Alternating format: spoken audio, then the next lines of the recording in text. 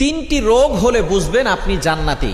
অর্থাৎ তিনটি রোগ যদি আপনার হয় তাহলে মনে করবেন আল্লাহ পাক রব্বুল আলামিন আপনাকে ভালোবাসেন, আপনাকে মহব্বত করেন। যাদেরকে আল্লাহ তাআলা ভালোবাসেন, মহব্বত করেন, তাদেরকে আল্লাহ তাআলা বিভিন্নভাবে পরীক্ষা করেন। তার ভিতরে একটা পরীক্ষা হচ্ছে অসুস্থতার নিয়ামত দিয়ে আল্লাহ তাআলা পরীক্ষা করেন। মনে রাখবেন, সুস্থতাও আল্লাহর নিয়ামত, অসুস্থতাও আল্লাহর নিয়ামত। আমরা অসুস্থ হয়ে গেলে অনেক সময় আল্লাহকে অভিযোগ করে বসে, আল্লাহ আমার কি দোষ ছিল? কত মানুষ সুদ খায়, ঘুষ খায়, তার কোনো সমস্যা হয় না, আল্লাহ তুমি শুধু আমাকে দেখো, খবরদার এরকম অভিযোগ করবেন না। সুতরাং অসুস্থ হলে তিনটি রোগ যদি আপনার হয়, মনে করবেন যে আল্লাহ আপনাকে ভালোবাসে এবং আল্লাহ আপনাকে জান্নাত দিতে চাচ্ছেন। এক নাম্বার হচ্ছে যদি জ্বর হয়। জ্বর ঠান্ডা আমাদের অনেকেরই হয়।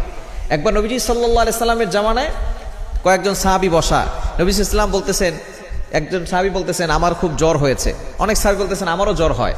এবার নবী সাল্লাল্লাহু আলাইহি সাল্লাম বলছেন তোমরা তো আমার অন্তর্ভুক্ত, আমারও তো জ্বর হয়। কিন্তু একজন বলতেছে যে আমার জ্বর হয় না। নবীজি বলতেছেন তাহলে তুমি